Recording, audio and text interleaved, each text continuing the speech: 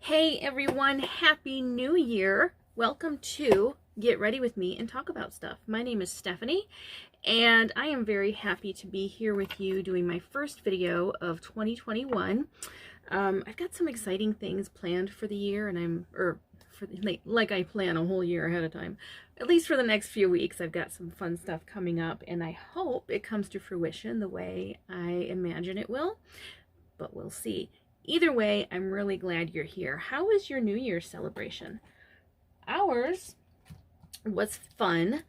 Very laid back, very cool. Enjoyed myself. And I'm so glad that 2020 is over. Now, I understand that, the new year is just an imaginary line in the sand. Nothing really changes, but it still gives people some hope. And I think that we need all of that we can get right now. So I'll take it, even if it's all more or less just a state of mind, which kind of is what life can be sometimes anyway. Not always, but sometimes life is about how we choose to perceive things, not so much what happens to us. But that's a whole other video. Anyway, so today, let me back up a little bit.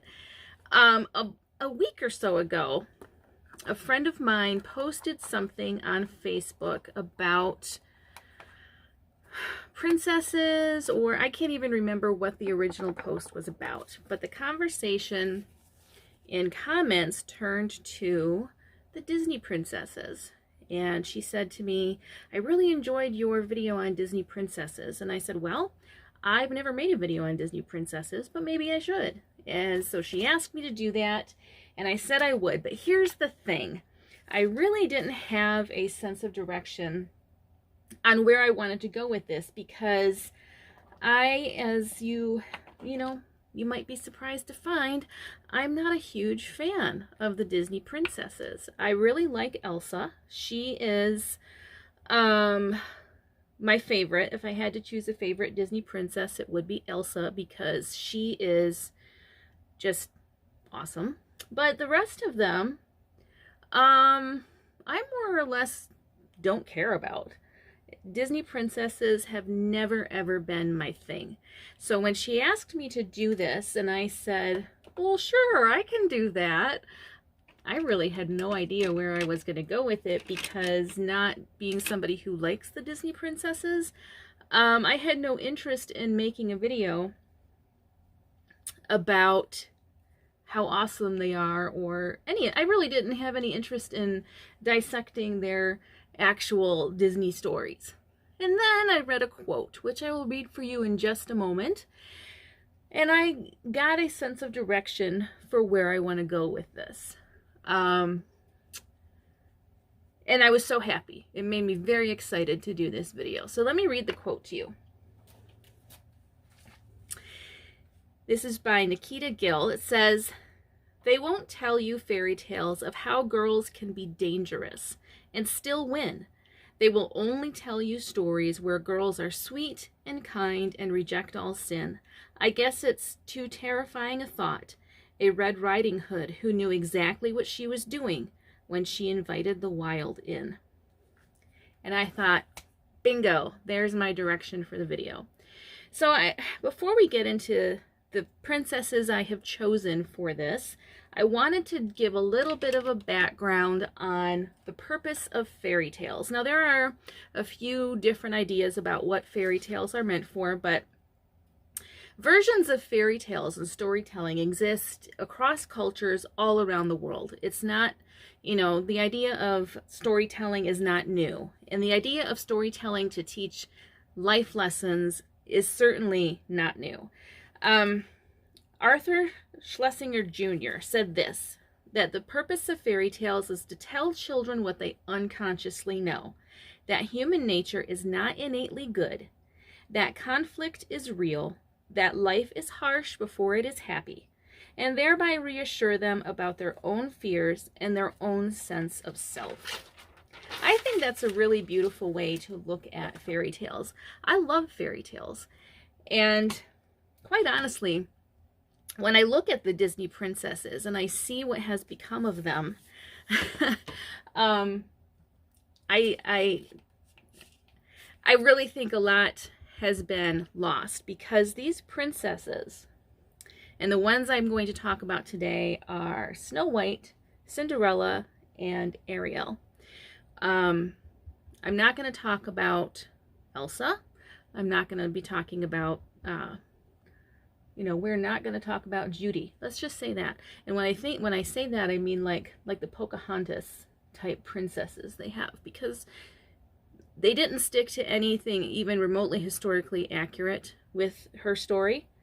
And I could spend several videos dissecting what they did with her versus what actually happened, but many people have already done that. Many people have probably already done what I am going to do today, but that's okay. That is perfectly fine.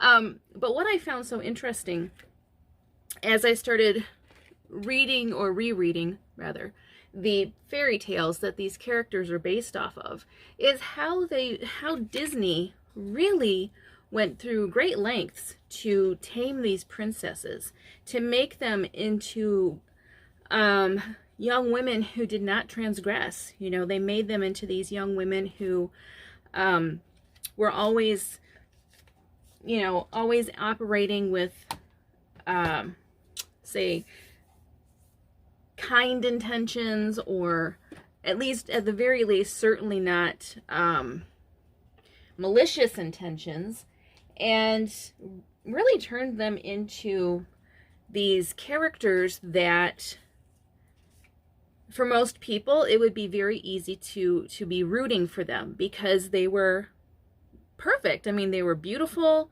they were gentle and kind all the time, no matter what anybody did to them.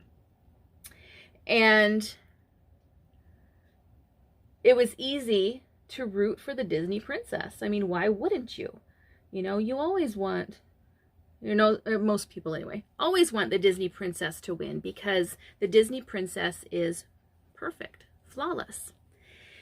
But the source material that these princesses came from presents a very different picture. So we'll start with Snow White. There are a few different versions of Snow White. And let me see if I wrote it down here. I did not. But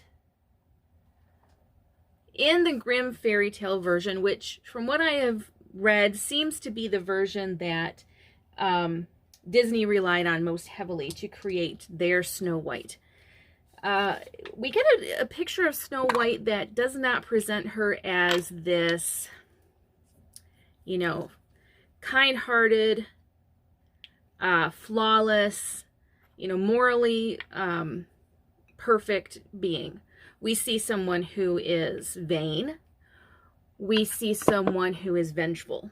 Now, in the Grimm's fairy tale version of Snow White, first of all, they were the first people to mention her complexion in the telling of the story, which I thought was interesting.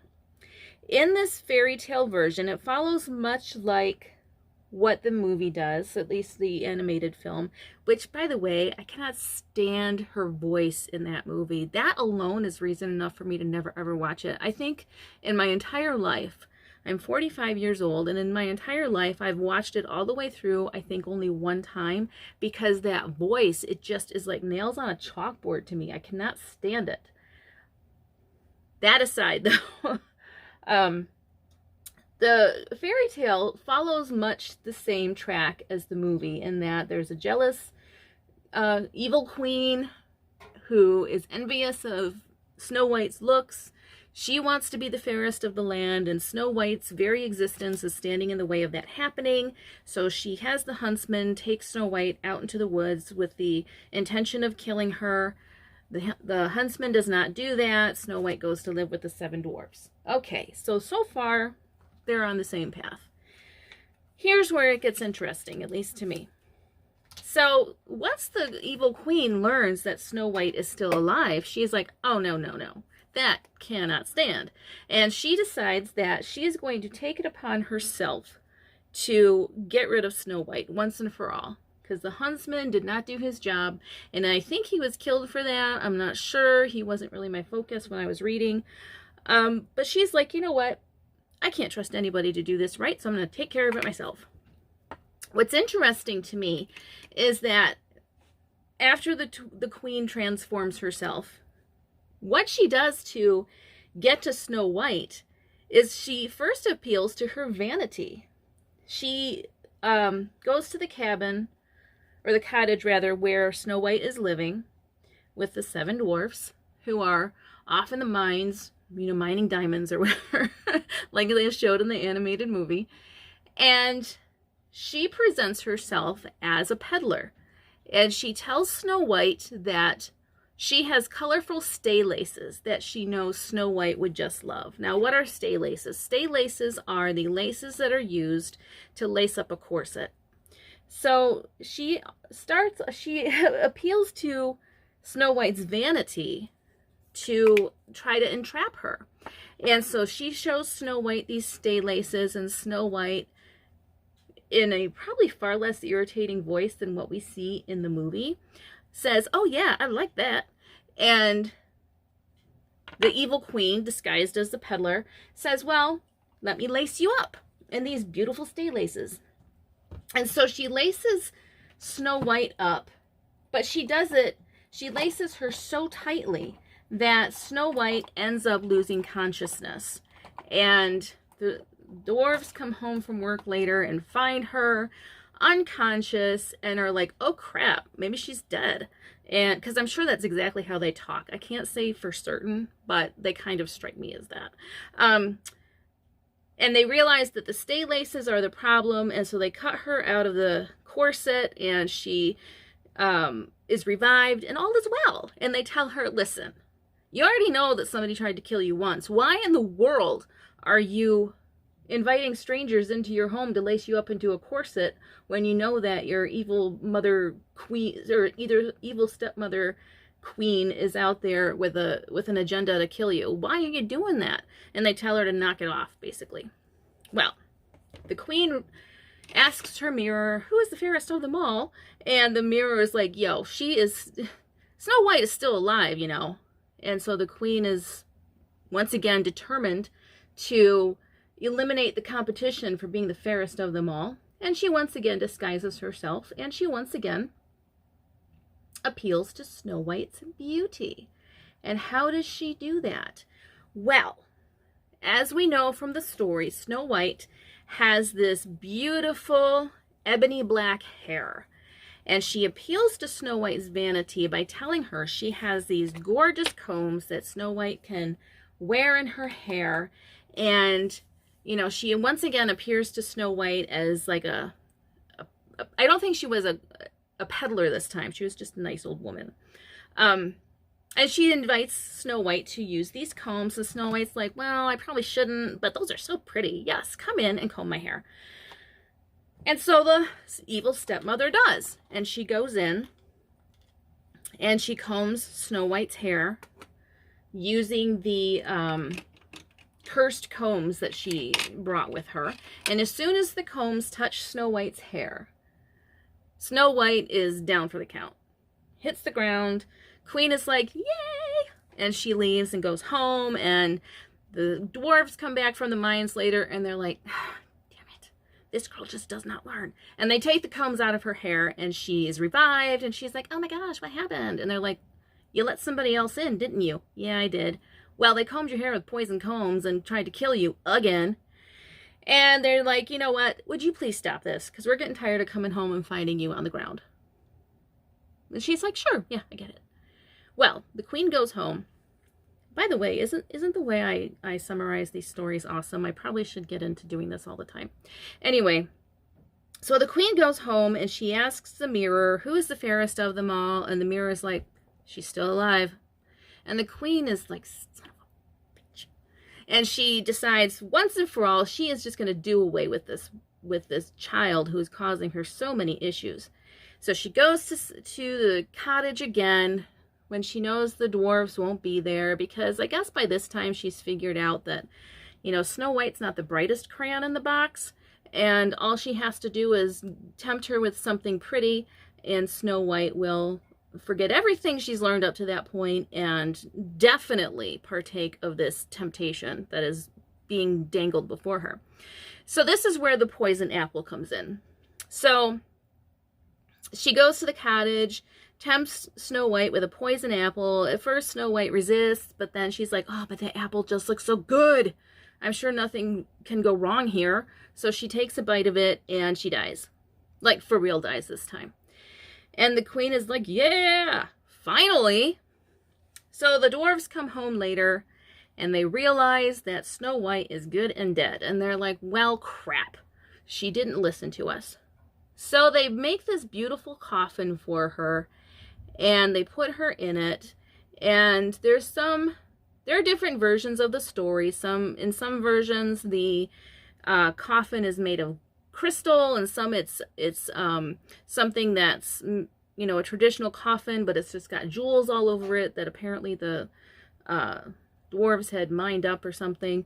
In any case, they have this coffin where they've laid Snow White out, and the animals that used to clean her house for her come along and they play tribute, and everybody's so sad. And then along comes a prince, because I guess back in the day, princes just wandered through the forest looking for pretty dead women.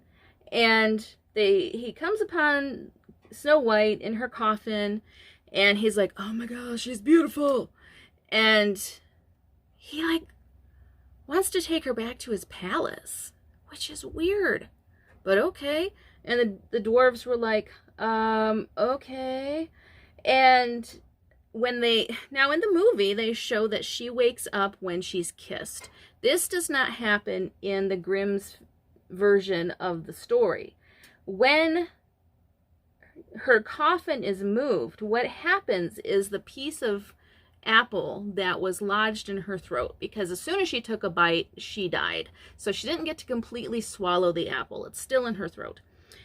It is dislodged when they move her coffin.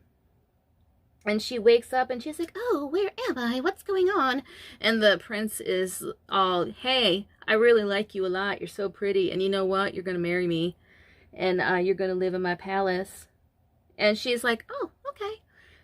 Because that's apparently what people did back then. So she goes back to the palace with the prince. And her evil queen stepmother asks the mirror the usual question.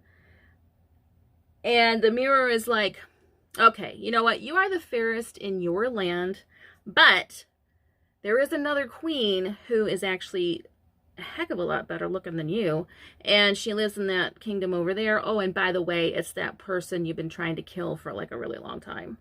And the queen was like, are you kidding me? So she goes over to Snow White's kingdom, shows up at the palace. Snow White recognizes her immediately, and this is where it gets good. Snow White, rather than being the loving, forgiving princess that we've all come to know her as, you know what she does? Do you know what she does? She decides that her stepmother will be fitted with a pair of iron shoes, which, by the way, have been heated in the fire. And they put these red-hot iron shoes on the evil queen's feet, and she literally dances herself to death.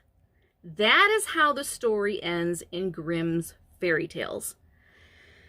Quite different from what we see in the Disney version, where Snow White is all sweetness and sunshine and hasn't got a negative thought in her mind, not a mean bone in her body, and would never consider such a thing. But the source material gives us a totally different picture. So that's Snow White. Let's talk about Cinderella, shall we? So Cinderella in the movie, in the animated version. Now I'm going to stick with the animated versions on these. I know that there are multiple versions of Snow White and Cinderella out there. I'm sticking with the animated versions because most of the live action versions out there were inspired by the animated versions.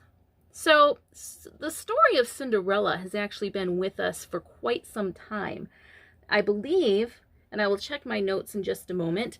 The first, sorry about that, the first version of Cinderella was actually written in 850 AD by Tuan Shangxi, and the version that, in this version, Cinderella's name was Yeshen, and in this version, just like with the Cinderella we know now, Cinderella was helped with magic to, you know, advance her fortunes.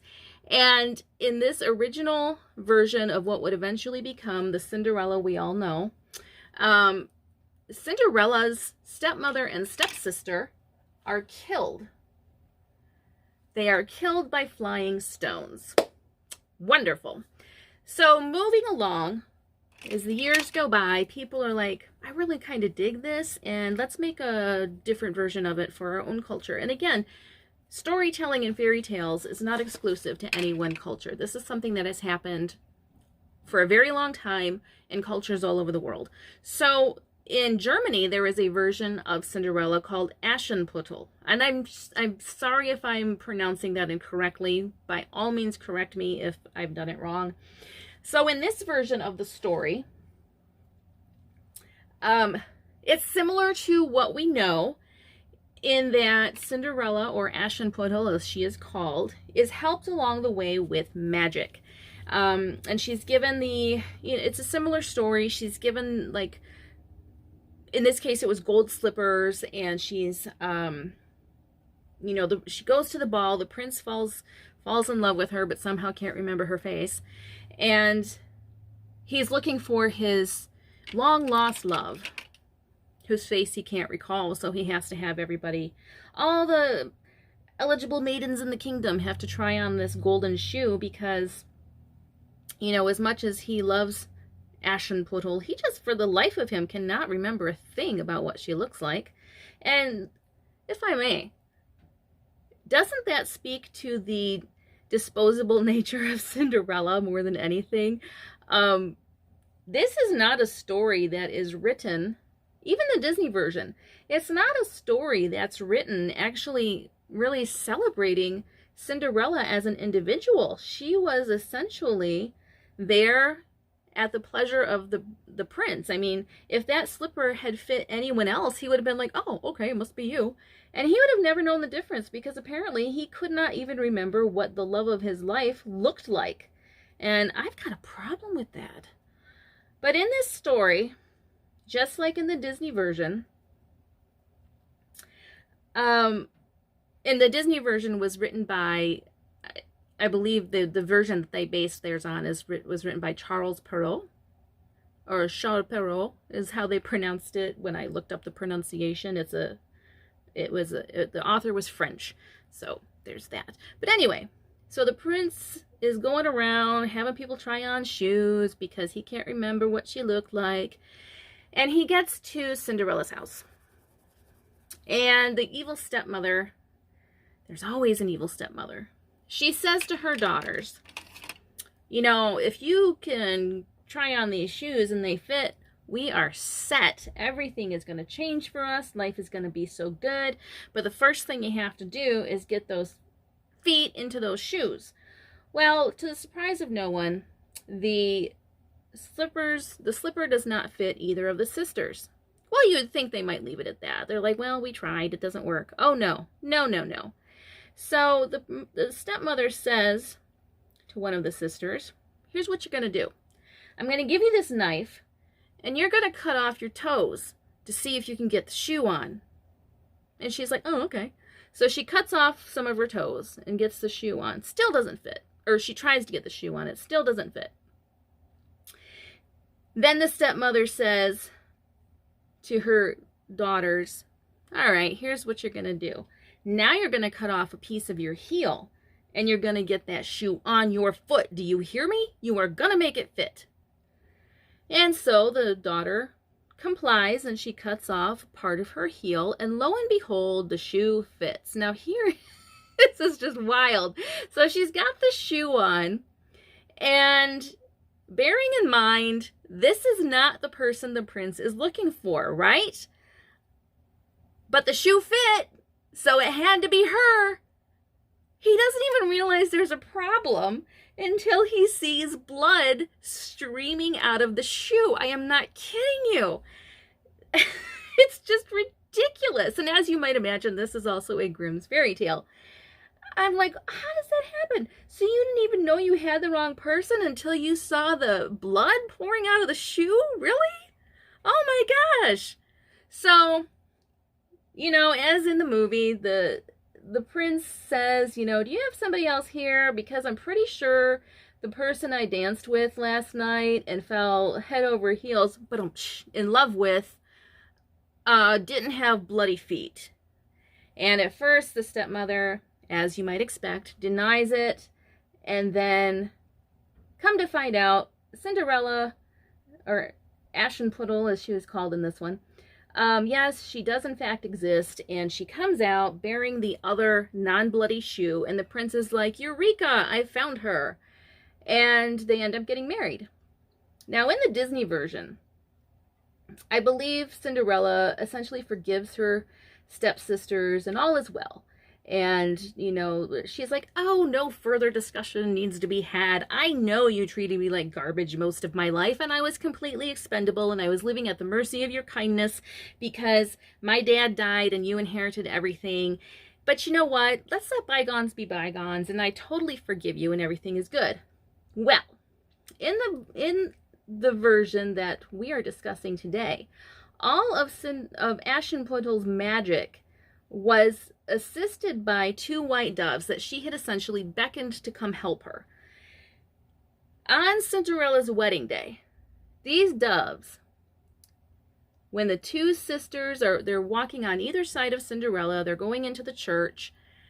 On the way in, one dove for each sister pecks out one of their eyes.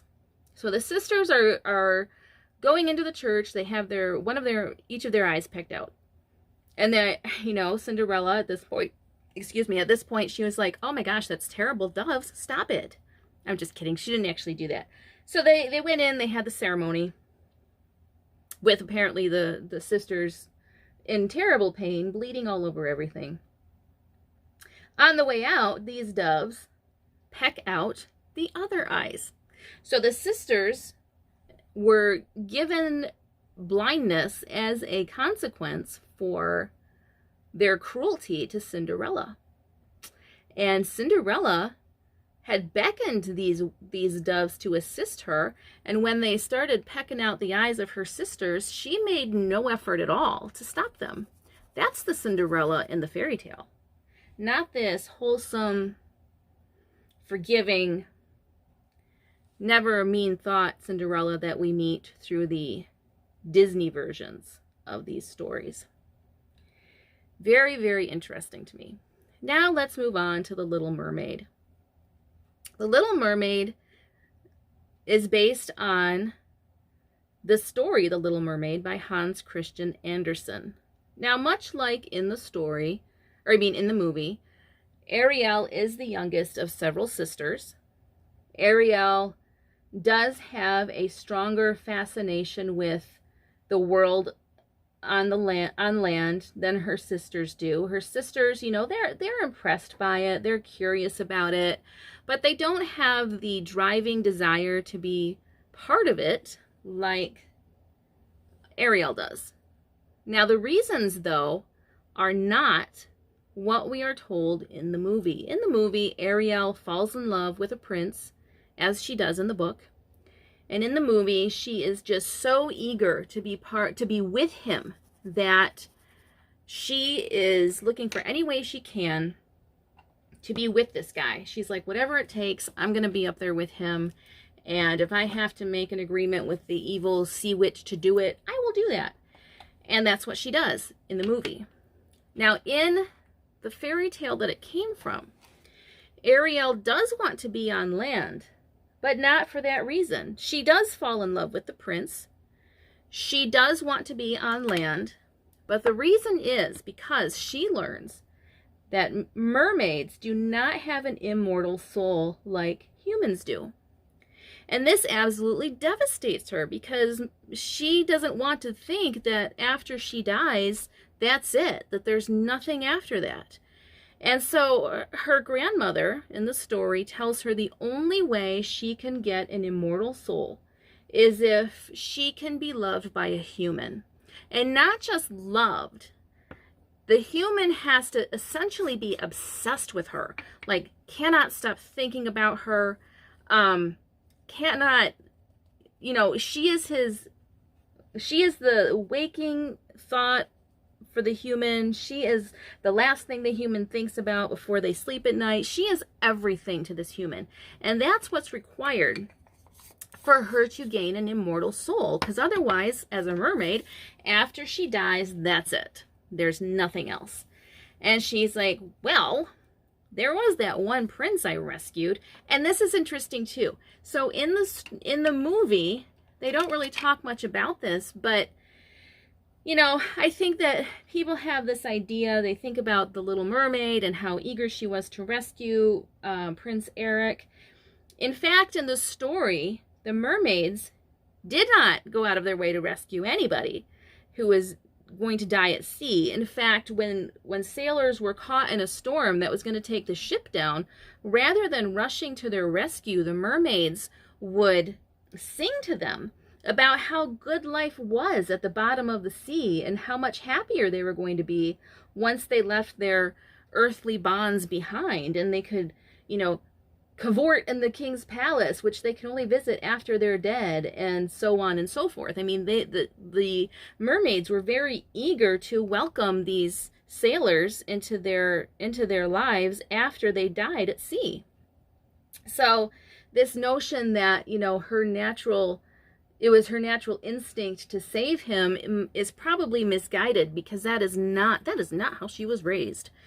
So anyway, she rescues the prince, takes him to shore, falls in love, and she realizes he might be exactly who she needs to help her gain an immortal soul. So she goes to the sea witch and makes a deal with the sea witch that she will allow, just like in the movie, she will allow the sea witch to have her voice if it means she has a chance of gaining immortality, at least in her soul. Now, in the movie, it shows Ariel's voice being taken in a way that is, by all accounts, it looks pretty painless. It looks, it's a dramatic moment, but it's not particularly physically painful for her. In the story, the witch actually cuts out Ariel's tongue. And that's it. That's it for Ariel. So Ariel goes to the surface. Her tail splits in two, which the sea witch tells her, this is going to hurt really bad. It's going to feel like a sword piercing through you and cutting your body in half.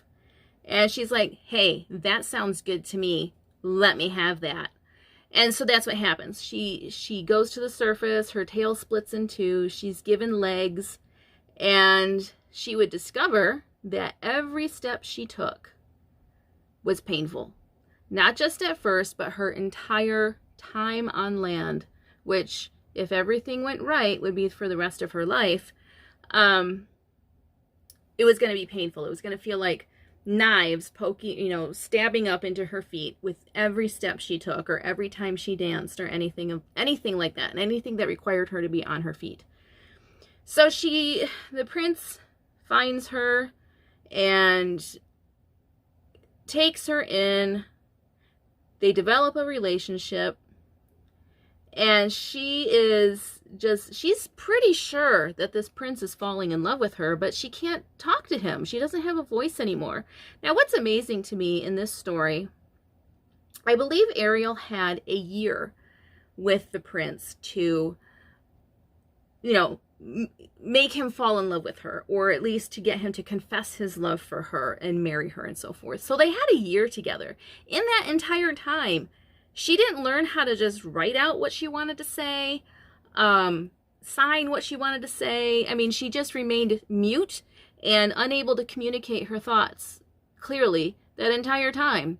It's kind of ridiculous. But again, it gets back to this whole notion of expendable people that are so often presented in these princess stories.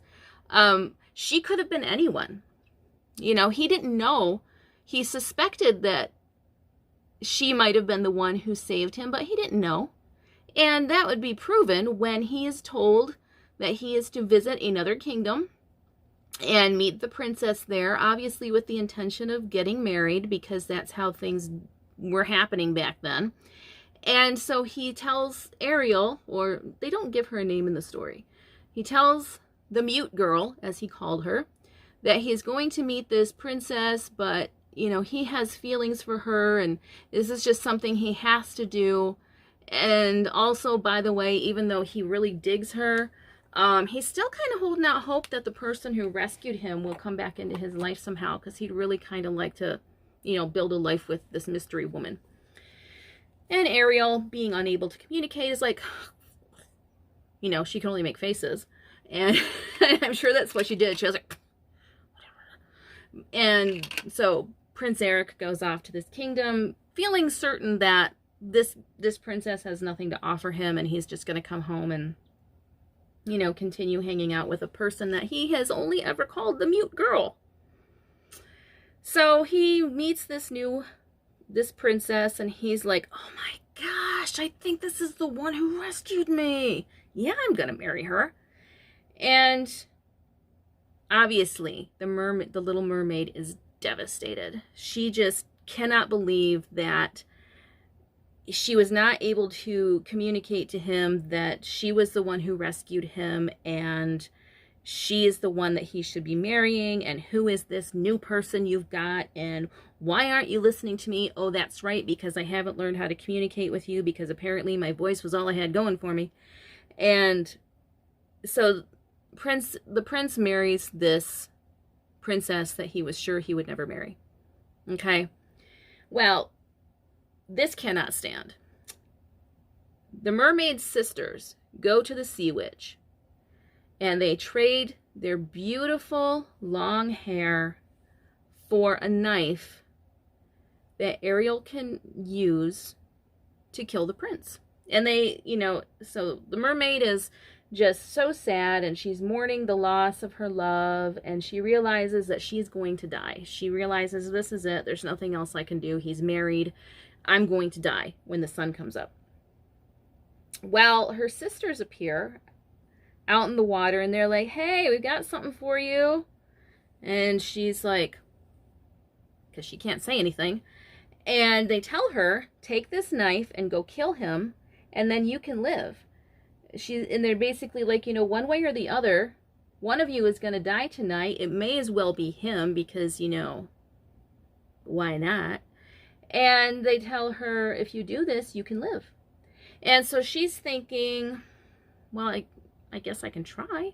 And so she goes into the prince's bedchamber, and she's standing there all creepy looking at him, and he whispers the name of his new bride, and she realizes, no, he really loves this person, and whether it's right or wrong, you know, he does love her. Whether she's the person who rescued him or not, he's in love. So she can't do it. So what ends up happening is when the sun comes up, Ariel knows this is it. She jumps into the water, and she turns into sea foam. And the story is that mermaids turn into sea foam, and the sea foam is just washed away, and they're essentially just forgotten. So she jumps into the water knowing this is going to happen, and sure enough, she becomes sea foam. Well, what she then finds out after is she can still interact with people, or other mermaids, I guess. Other mermaids who have gone before her. And she's like, now hold up. I was told that it was the end of the road for me after I died, and this does not look like the end of the road. And she learns that there is a way for a mermaid to gain immortality, and it is by doing good deeds. And the average mermaid lifespan, according to the story, was about 300 years. And she is told that she has 300 years to earn immortality. And she can earn immortality by performing good deeds, like making children laugh, you know, bringing joy, like, you know, going through the homes where there are children and just bringing the children joy out of nowhere. And so all of this that she did was completely unnecessary. It's bad enough in the movie that Ariel is willing to give up her voice and give up her family, give up her inheritance, give up everything to go be with this guy. That alone is like, girl, come on. But then you find out in the story that she, you know, the mermaid in that story didn't even need to go through all that. And it's like, are you kidding me? So Ariel essentially had a very long death by suicide, basically, for a guy, in the hope that this guy would fall in love with her and give her an immortal soul. And then at the end of the story, you find out that she didn't even need to do that. It's just wild to me. But they don't, and this brings us back to the original quote that started this whole thing. They don't like to tell those stories. They want something that's, you know, neatly tied up in a bow at the end, and you never see a glimpse of, you know, human messiness and resentment or any of that. And everything is perfect and beautiful, and Disney princesses are forever and always flawless. And when you read the source material that these princesses come from, you find out that is not true. All right, I'm going to finish up, and I'll be right back. All right, I'm back. So, yes, we know now that the source material used to develop the Disney princesses is, in some cases, vastly different from the movies that came from that source material. And I think it encourages me, because I know that there are people out there who will read the original material to their kids and dispel with any myth that there is, you know, that to be a princess you have to be perfect and flawless and never have a mean thought in your head and only have the purest of intentions at all times, when in fact the princesses that our our mainstream culture has chosen to emulate, they were not these gentle, kind, timid, always pure princesses that we might like to think that they are. Even Elsa, my very favorite princess of all time, you know, she's got an edge to her, and I think that's why she is so appealing to so many people, because Elsa, you know, she does have a kind heart, but she also is very set in doing what she believes is right for herself. And that's, you know, that's something that's not always looked kindly upon in Disney movies. She does what's good for her kingdom, but she also does what's good for herself. And she does it because she needs to do it for her, not because she needs to do it to win the affections of a prince or anything of that nature. So that is one of the many reasons why I like Elsa. But what do you think? What are your thoughts? You know, I'm sure that there are details that I missed, but you know, overall, when I read the fairy tales and then thought about the movies, I did not subject myself to watching them again. I just couldn't. I was just really struck by how far Disney deviates from the source material when things get a little too grisly and not princessy. Anyway, what do you want me to talk about next? Let me know what your thoughts are, what subjects you might like me to cover. The nice thing about this show is we really can talk about anything. And in the weeks to come, we are going to talk about a lot of that. A lot of anything and everything. Anyway, again, Happy New Year. Thanks for hanging out with me. I hope this was entertaining for you. If you'd like to support future content, I'm going to list multiple ways to do that in the description. I'd also like to know, do you actually read the products when I list them, or is that something I don't really need to do? Either way is fine with me. I just want to know. Take care of yourself. Be good to yourself. Be good to each other. Wear a mask when you go out. Practice social distancing. Yes, we have a vaccine. No, we are not anywhere near the end of this. And the thing that's going to make the difference is each and every one of us doing our part to slow the spread of the big bad virus that has been part of our lives now for almost a year, and it's not going anywhere anytime soon. So anyway, don't shit on yourself or anyone else, and I will see you again really soon. Bye.